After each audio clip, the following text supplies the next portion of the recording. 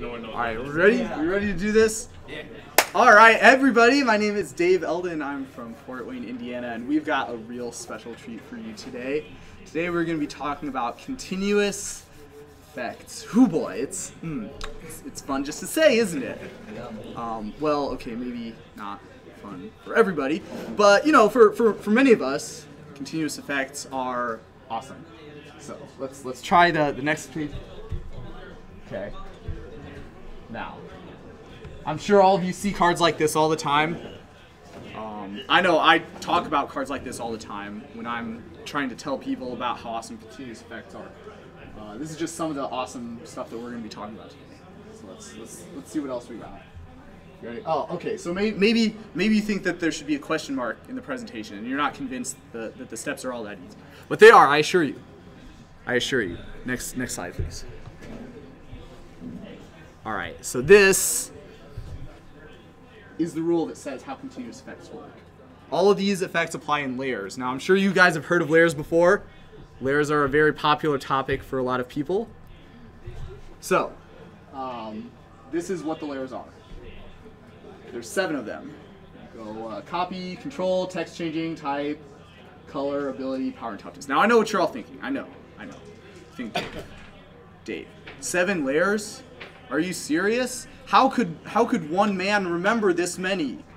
And that's a very common thing. So what we're going to do is we're going to talk about how we can remember all these. And look, I used the we use the mnemonic nexus because that's like a clever card tie-in here.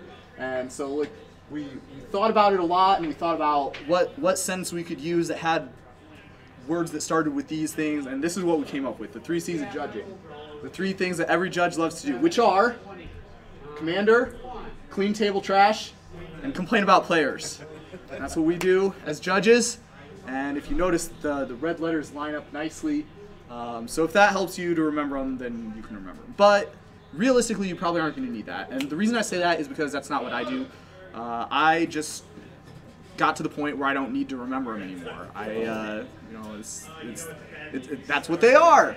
And that's what we're trying to get for all of you. Everybody can reach that level of continuous effects awareness, and it's really great, and it's going to be awesome when you get there. But this is the key question that we have to learn, which is why. Why are the continuous effects structured the way that they are? And this is a very important question because a lot of people don't like continuous effects. They're too complicated. And the reason that they think stuff like that is because the complexity is gratuitous to them. It's not, this is the way that they had to be. It's, this is some stupid thing that they made up, that they made all of us learn, and it's terrible. But if we understand why continuous effects are the way they are, then not only will we not need sweet acronyms like that to help us remember what order they are in, but the complexity will not be gratuitous complexity. It will be just regular complexity, and we'll already know how it works. So let's talk about why we have layers. So, copy effects always apply in layer 1, and control changing effects always apply in layer 2. That means that copy effects always apply first, and this is the reason why. Stuff like this, because if we have a copy enchantment that's a copy of control magic, what will happen? If there was a way for control changing effects to work first and then copy changing effects, it would be chaos! It would be possible for you to copy enchantment a control magic and not have it do anything, because the copy effect would apply after the control changing effect had to apply. And that's dumb. We cannot have that. That's madness! No, put the fatal push graphic on there. Kick the guy off the... Oh, I thought it was a fatal push. No, I wish. This presentation predates the printing of fatal push, unfortunately. So yeah, because continuous effects work in the way that they do, we can never be in a situation where the copy effect, the copied control magic doesn't do anything, because the copied control magic always becomes a control magic first, and then after that it becomes, the control changing effect happens. So that's great. That's good. It works perfectly. No problems. Okay, next example. Okay, so maybe if you play Cube Draft, you've seen this exciting card. It's called Volrath Shapeshifter. Very playable card. But maybe you read something. As long as the top card of your graveyard is a creature card, Volrath Shapeshifter has the full text of that card, and as the text to discard a card. Why? Why did they do this to us? Why didn't they just do what a normal person would do and say, as long as the top card of your graveyard is a creature card, Volrath Shapeshifter is a copy of that card. Wouldn't that make it so much more sense? Wouldn't that make so much more sense? Why is it not a copy? All right, so one thing about this presentation, I'm excited about this stuff. I know you guys are excited. I know you might be paralyzed with excitement so much that you can't even raise your hands. So I will be calling on people if I don't get volunteers, and I will be doing that aggressively. Who can tell me why this is not a copy chaining effect? John! This is not a copy chain effect. I need the actual... That's the text. This is the real Oracle text. This is real live Oracle text of this card. Real... Yeah, I used Magic Set Editor to make Volrath Shapeshifter. No, because you can have abilities be part of the copy effect process, like Phantom Image has the Sacrifice Me ability on it. Okay. So that is a good guess, but that is not the answer we were looking for. Any other suggestions? I can't remember how I explained it. There's an easy way to explain it. Lyle, click the thing. Look at that! It's a control magic again! We saw control magic before. If we change controllers, and this was a copy effect, then the copy effect would apply first. And it would look at its original controller's graveyard. And then it would change control. And then it would be looking at its still original controller's graveyard instead of its current controller's graveyard. And that's dumb. We can't have that. Yeah. So, they changed it. They made it a text changing effect. And now it works perfectly. Perfectly. Yes. Yes. And that's why. That is why it is a text changing effect. Okay, next. Okay, so this is pretty straightforward, right? Click again. We have Artificial Evolution, and it is a text changing effect. And if we had a way for Artificial Evolution's text changing effect to apply after Hivestone made everything into a sliver, then we would have a Goblin Stone that was making everything into slivers still. And that's dumb. We can't have that. It's ridiculous. Next example. Same thing, Martian Machines plus Darkest Hour. We want the artifact creatures to become black, because that's what it is. That's what makes sense. We can only have stuff that makes sense, so we fix it so that type changing effects were first and then color changing. And the same thing's going to be with like the Thran Lens and the Maze Behemoth. You know, it's going to make things colorless, and then nothing's going to get trample. And then the same thing is going to be, okay, so this is a good one. This is sweet. Okay, I know I said this before, but this example is really awesome, right? So like here's how it works. Look. This is going to lose all abilities, and then it's not going to have any abilities, so this thing isn't going to make everything 1/1. So it's great. It works perfectly. Everything is great. So that's the reason why there's layers. The reason why there's layers is we want everything to work the way that people think it should work in the most number of cases possible, right? That's our goal with continuous effects. Most number of cases.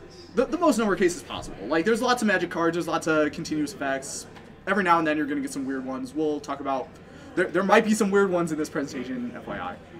But this is the reason why there's layers. The reason there's layers isn't because Wizards wanted to burden you with making you remember a bunch of stuff. The reason there's layers is because we want the intuitive answer to be the right answer most of the time. And for what they're trying to do, they're shockingly good at that. So, and these examples that we saw here are some great examples. So, then we have Power and Toughness sublayers. There's 7 of them. You guys probably learned these on your L1 exam. We don't have to go through that again. No one really cares. So, here's what... You could read the CR, which was like the last page. No one wants to read the CR. Or you can just remember that we have Power and Toughness characteristic defining abilities, like Tarmogoyf. And then we have non-characteristic defining abilities that set the Power and Toughness, like Omnibian. And then we have plus N and minus N's, like Augur Spree, which gives +4, -4. And then we have counters that modify the Power and Toughness, which is like Decree of Savagery, which puts 4 counters on each creature. And then finally we have Switch, Power and Toughness Switching Fest. And look, guys, it spells out toads. Isn't that sweet? Look, the example cards I picked randomly spell out a 5-letter word. You have no idea. You have no idea, friends, how much I wanted to say frogs. But until they print Power and Toughness setting effect that starts with R, we gotta stick with toads. Alright, so let's try the toads. What do we get if we have all the toads out? So we have Tarmogoyf targeted by a cycle Decree of Savagery, which puts 4 +1/+1 counters on it. Then by an Omnibian, which makes it a 3/3. Then it's Strangely Inverted, which switches Power and Toughness. Then it's hit by Augur Spree, +4, -4. And then we're done. Assuming there's no other cards in all graveyards, what is the current Power and Toughness of the Tarmogoyf? Let's find out. So we have the Tarmogoyf from the newest Modern Masters set, and with updated flavor text. And we're going to start out with the T layer, Tarmogoyf. Tarmogoyf's ability makes it a 0/1, because, you know. Then we're going to have 2 and 3, 2 instants, or we have an instant of sorcery in the graveyard, so it's a 2/3. So now we're going to go to the O layer. Omnibian is going to make Tarmogoyf a 3/3. And then we're going to go to the A layer. Augur Spree is going to make it a 7, -1, right? And we all know what happens now, right? It's -1 toughness. What happens? Okay, you'd think that, but whenever a player gets priority is when state-based actions are performed. State-based actions are only performed at certain times. They are not performed in the middle of all the continuous effects happening. So, in fact, it will stay around, and it will be a 7, -1. But then, in the D layer, it's going to become a 11/3, and then in the S layer, it's going to become a 3/11, and now we're going to check state-based actions, and it's a 3/11, so we're good, and it doesn't die. All right, great, perfect, perfect. Actually, no, that's... So all those cards would have to be out, then, what you're saying, like you couldn't, like, Augur in response... Yeah, if we had played the Augur Spree first, before the Decree of Savagery happened, then there wouldn't be anything like buffing its toughness high enough to live, and a Strange Inversion also, I guess. But yeah. Okay. So if we played those cards in the wrong order, it would die, but I specifically picked the right order so that the question would work. Okay. Yeah, okay. So now we're in a great question. What would we do if we have a Diminish on a creature and we use Sorcerer's Queen on the same creature? So Diminish makes it a 1/1, Sorcerer's Queen makes it a 0/2. What is the power and toughness? It's whichever one was. It's whichever one was the last one played. How do we know that? How do we know that? These are both in layer 2B or 7B. Right? Okay, so it's timestamps. So this is another great example. Everybody knew the answer to that. I didn't have to tell you that was how it works. That is how it works. Within each layer or sub-layer, determining is a timestamp system. That's the rule that says I'm right about whether... these are all the different ways you can get a timestamp. I read them all. You guys don't have to read them all. We have the summary. So the timestamp is when the effect started, right? The real timestamp is that last page where you like read all that crap, but we ain't got time for all that. So when the effect started is when the timestamp is. The active player decides what order of 2 things would get a timestamp at the same time. That means every time someone plays a show and tell, and the active player doesn't say which creature has a earlier timestamp, that's a GRV. Interesting philosophical discussion on why we don't give GRVs every time people don't do that. Whoa. The wrong direction. Sorry. The other important thing to know about timestamps is that stuff like equipments needs to actually physically move to a new thing to get a new timestamp. If you just play the equip ability on the same creature, it stays with the same timestamp. So that's kind of interesting. That can come up, but not really. So yeah, this one works the way that we think it should. It's a 2/2 or it's a 0/2. If we have Sorcerer's Queen last, if it's a 1/1 if we did Diminish last. So whichever one is last wins, because it overwrites the previous one. So now we're in a great spot. Now we're in an awesome spot. We're gonna answer one of the great rules questions of our generation, which is Opalescence plus Humility. If you add these cards together, what happens? No. Next slide. What happens? No, but we know how to do this, so we don't have a splitting headache anymore. Alright, we're just going to go straight down through. We have all the layers up on this screen here. So, copy, control, text, nothing really going on. Type. Humility becomes an enchantment creature. Okay, that's great. And then abilities, Humility is a creature, so it loses all its abilities.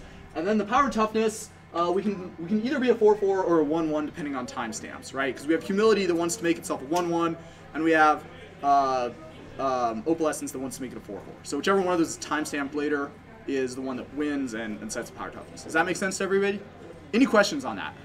Yes. But if it loses its ability... Click! Yes! People, I sneak that through people all the time. I sneak that one through all the time.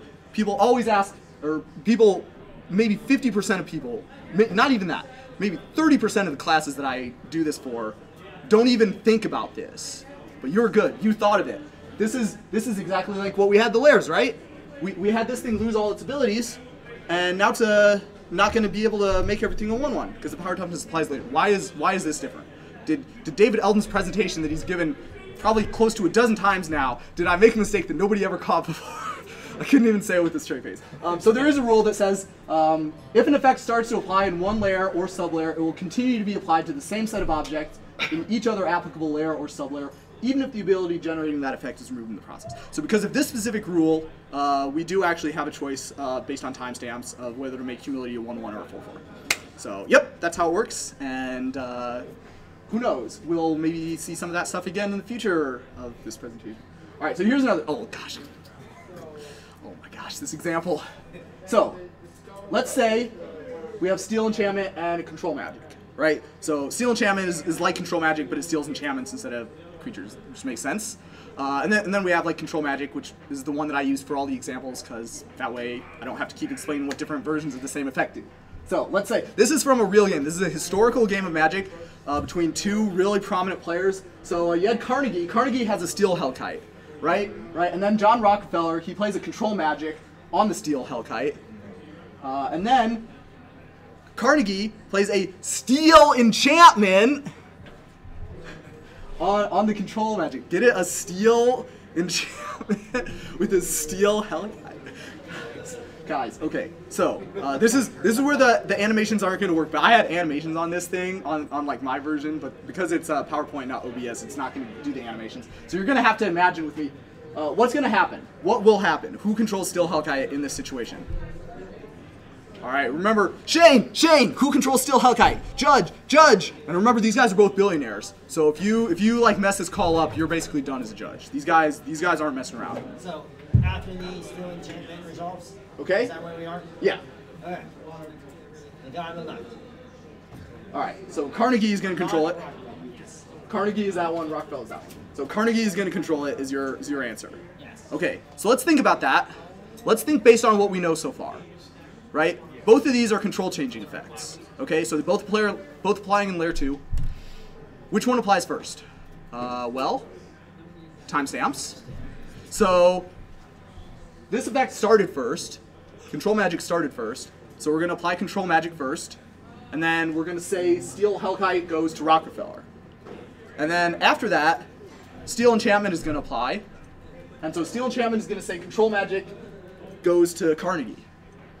So Carnegie controls the Control Magic and the Steel Enchantment, but Rockefeller controls the Steel Hellkite. Now, is that right? Of course not! That's so stupid. Why would that be the case? But that's how it is. Based on what we know, that's what the answer is. Based on just stuff we know right now, that's what the answer is. So, Wizards Rule Team was like, okay, we can't have this. Rockefeller and Carnegie donate a bunch of money to Magic tournaments all around the globe. We can't have that be the answer to this question. So, they figured out a way to fix it. We fixed the glitch, guys. What did we do to fix the glitch? We went to Plan D. The dependencies, and that is what we have now that's going to fix this problem up for everybody. So, okay, how does dependencies work? That text, but we don't want to read the CR because that's really gross. So we're going to summarize it again. So a continuous effect is dependent on another effect if they're both in the same layer and if applicable sublayer, and applying one effect first would change the other's text or existence, or what objects it applies to, or what it does to those objects. And now we have dependent effects, this concept of dependent effects. Dependent effects are always applied directly after the effects that they depend on. So, now, we've got two continuous effects that both apply in layer 2, the control layer. Control Magic depends on Steel Enchantment, because applying Steel Enchantment first changes which player the Control Magic assigns control of the creature to. In contrast, we do not have a dependency of Steel Enchantment on Control Magic because applying Control Magic first does not change anything about what Steel Enchantment does. So now that we have dependencies, we can say that the Control Magic depends on Steel Enchantment, so we apply Steel Enchantment first, and then Control Magic, and everything works the way it's supposed to work. And then here's some more animations where I showed the Control Magic and the Steel Enchantment going to Carnegie, and then the Steel Hellkite goes to Carnegie again. You're going to have to like use your imagination for those enchantments, but that's how it works. Any questions on how that works? This is like one of those subtler, more interesting kind of topics about this. So think hard. Does this make sense to everybody? Does everyone feel good about that explanation? Okay, great. What else we got? Yep. You get the thumbs up. All right. What's next? Oh yeah. We can't talk about dependencies without this one, right? Like all judges know this, the Blood Moon and the Urborg, right? So okay, let's take a look. We got the Blood Moon and the Urborg out. What's going to happen to all our lines? So we'll look at this, and it looks like Urborg depends on Blood Moon, because applying Blood Moon first changes the existence of the ability that Urborg has. In contrast, applying Urborg first does not change anything about what Blood Moon does, so there's no dependency the other way, which means that we will have Urborg the Mountain of Yawgmoth, because we applied the dependent effect after the effects that it depends on. So we apply Blood Moon first, makes everything a mountain, and then Urborg doesn't have any effects to apply, and there's nothing. Any questions on that example? All right, go ahead and stretch, limber up, because this is a, oh gosh. Ooh boy, I get chills on this one. Okay, realistically I should probably change this one to Arcane Adaptation because it's like a newer card, but Conspiracy is sweet. I love Conspiracy. The artwork, like the goblins, it's really sweet. Okay, so we got Conspiracy, chosen type is Sapling, and then we have Life and Limb, this amazing card that Wizards printed just so that I could make this specific rules question and talk about it. So all forest and all saplings are green 1/1 forest sapling creature lands, is what Life and Limb says. So for our purposes, we're going to have these two in play also. We got Basic Forest and we got Gutter Skulk, which is a black random creature. So what's going to happen? What are our creatures and forests going to look like? Well, let's take a look at the type layer, because that's the first one that anything happens in. If we look closely, Life and Limb depends on Conspiracy, because applying Conspiracy first is going to change our Gutter Skulk into a Saproling, which is going to increase the number of objects that Life and Limb applies to.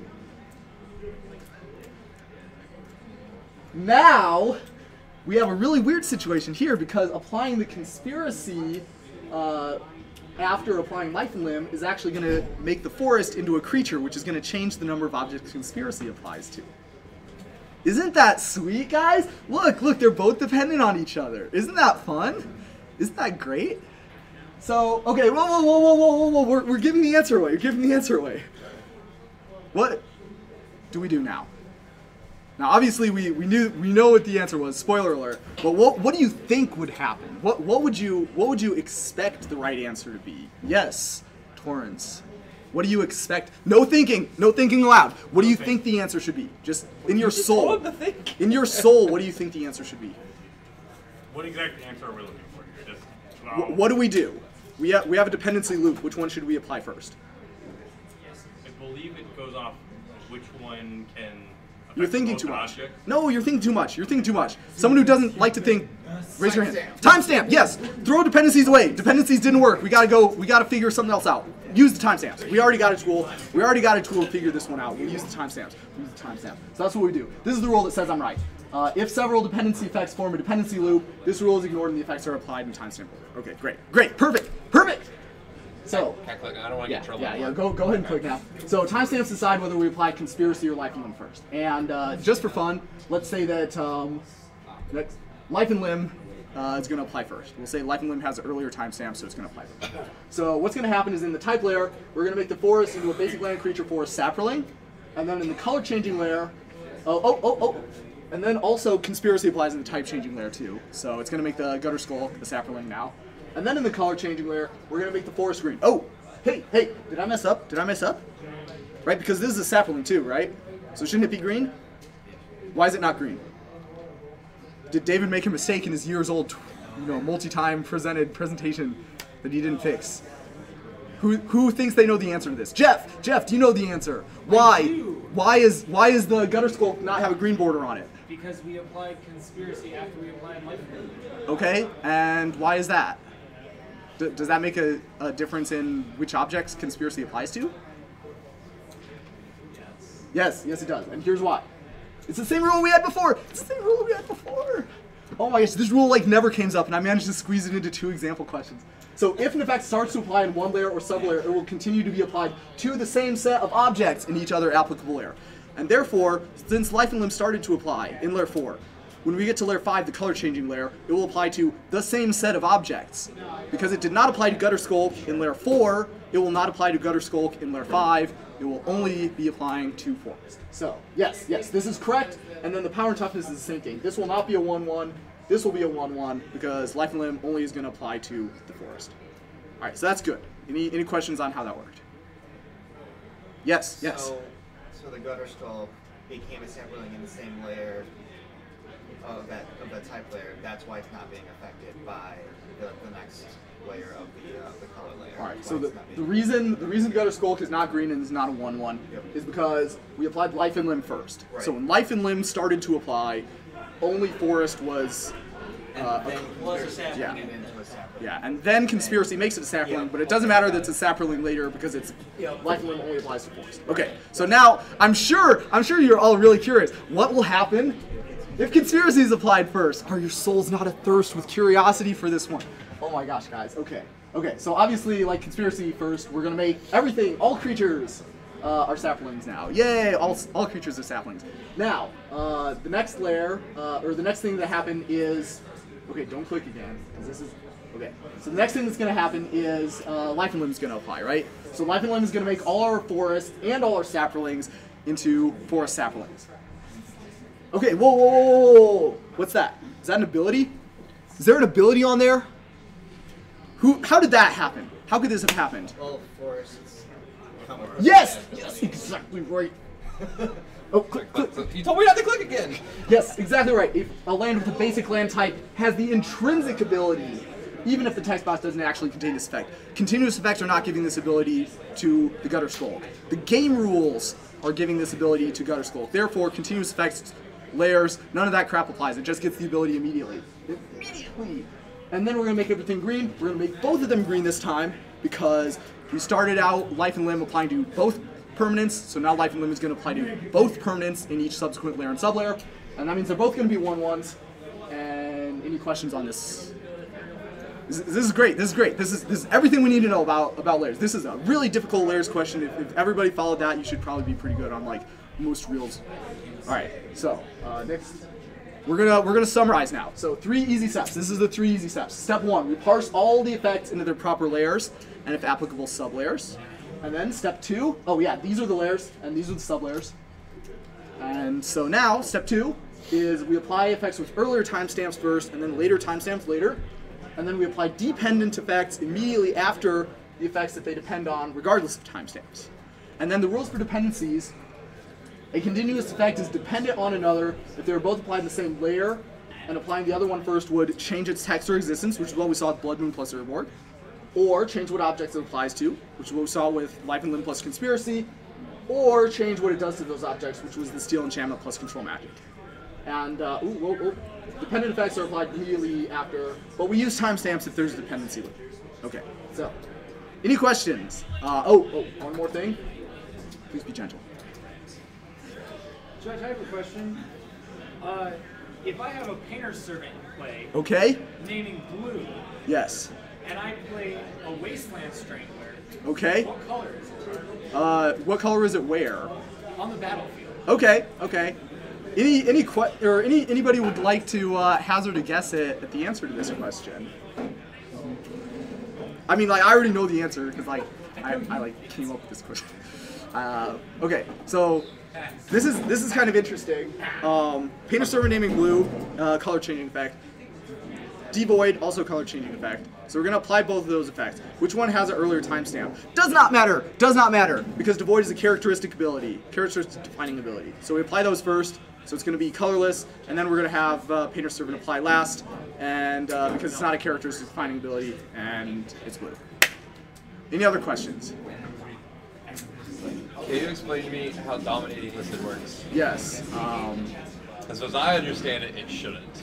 They changed it so that it does. They changed it so Well, that, that was always the rule I heard, is just it works because it's supposed to. yeah, they changed the rules so that the word enchanted specifically applies to anything that's attached to it. So because of that, even though it's not an enchantment yet, it still counts as an enchanted. Okay. Yeah, that's kind of sweet. They changed the rules on that 2-3 years ago, I want to say. Okay. All right, any other questions? So then, we can Who's gonna control the Scarab God? Okay, whoa.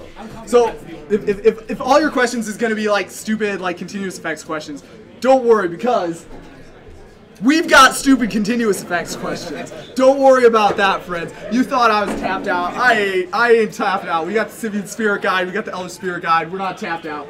We got Phantom Image plus Clone. We got Phantom Image copying a clone that's copying Grizzly Bear. So here's what the situation. We have this Phantom Image. and the phantom image is on the battlefield. It's copied grizzly bears, right? So that's why we have the phantom image art, but we have like grizzly bears, like name, mana cost, and all this other crap. Now we are going to clone the grizzly bears / phantom image. What does our clone look like? Nope. What does our clone look like? Okay, so we've got 1 vote for regular grizzly bears. Is it a bear illusion with the ability to sacrifice it? Okay, we got 1 vote for no ability, no sacrifice clause, no creature types. Any other dissenting or confirming opinions on the answer to this question? I feel very confident it should be named Grizzly. Yeah, it is. It is named Grizzly Bear. Now that's interesting. That's interesting. Yeah, it's 2/2. It's Grizzly Bears. Okay, but should it have the ability and should it have the creature type? Who thinks yes? Raise your hands. It should have the bear illusion and it should have sacrifice me if it's a target. All right, so we have 2 to 3 people saying yes, and who says no? We have 1 person saying no, and we have 2 people abstaining. Yeah. Okay, no abstaining, no wimps. Take a stand, people. You're the head judge, and this question really came up in a legacy tournament.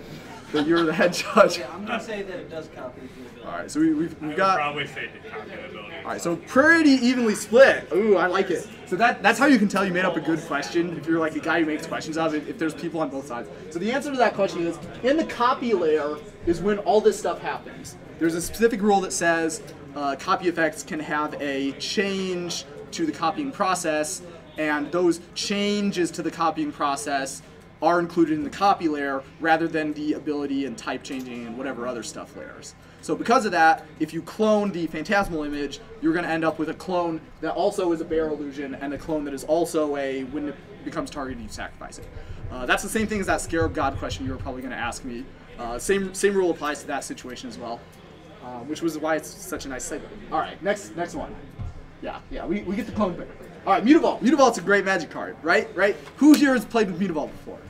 Oh yeah, awesome. Now it might have struck you as weird, right? Get the tinfoil hats out. Because, no. Because look what it says. Mutavault becomes a 2/2 with all creature types until end of turn. Now if you remember, Mutavault was printed in Morningtide, which is when they had a mechanic called Changeling. Why does this not say it is a 2/2 creature with all creature types? Why does it say that instead of it's a 2/2 creature with Changeling until end of turn? Because Changeling is a CDA. Next. Changeling is a CDA, but we can give stuff CDAs, right? No problem. Like, for example, it's kind of weird because one of the requirements for being a CDA is it has to have the ability printed on it. It can't give itself the ability. So, for example, like the monk, the thing that becomes a monk, the 1 mana thing, Myth Realized. Yeah, the Myth Realized would have a CDA. It has the this power and toughness is equal to the thing. That would be a CDA, except it gives that ability to itself, so it's not a CDA. It's just like a regular. So bottom line is we can give stuff CDAs. That is a perfectly legal thing for us to do. Is it a good idea? Because let's think about things. In the type changing layer, we're going to give it Changeling. In the ability changing layer, so the type changing layer is when we wanted it to have Changeling, so that it could give itself all creature types. But if we worded it that way, it wouldn't give itself Changeling until layer 6, which is when abilities get added in. And so because of that, that's later than when it needs to apply. So that's the reason why we can't ever have any stuff that says it gives itself Changeling or it gives Devoid, any of those things, because they don't work. You can't give something Devoid because by the time Devoid would apply, the ability adding layer is past that point, so it doesn't do anything. And that's the reason why it didn't say this has Changeling. They aren't planning on reprinting Mutavault in a future core set, like with the wacky ass conspiracy theories. Oh yeah, and it becomes 2/2. Like the wacky conspiracy. Okay, so they did reprint it in a core set, but that's not the reason why they didn't say Changeling on the card. That was the theory back then. There was lots of people who thought, oh, they didn't give it Changeling because we didn't want to have Changeling in a core set when we reprinted it. But no, they just randomly reprinted printed it because they won't like messing with it. All right, now this is a fun one. Jeff kind of spoiled this one. He came in a little earlier, but it's actually a different question.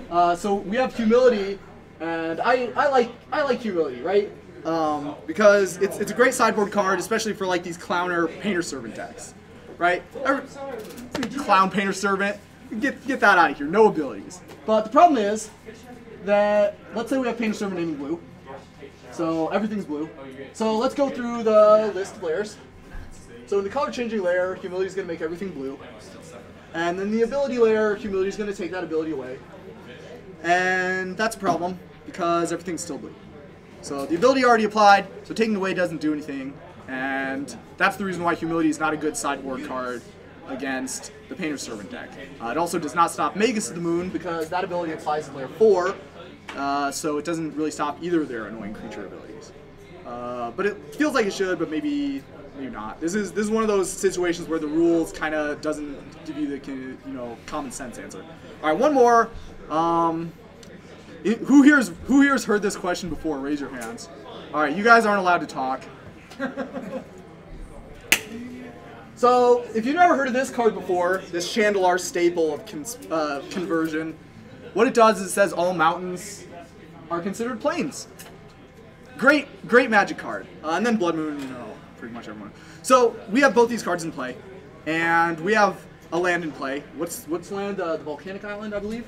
So we have the Volcanic Island. What is Volcanic Island? What is the land types of Volcanic Island?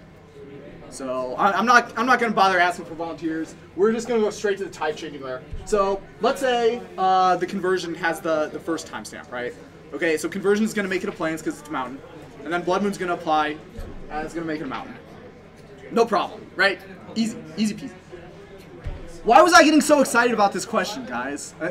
I must just love rules and continuous effects and stuff. Or we're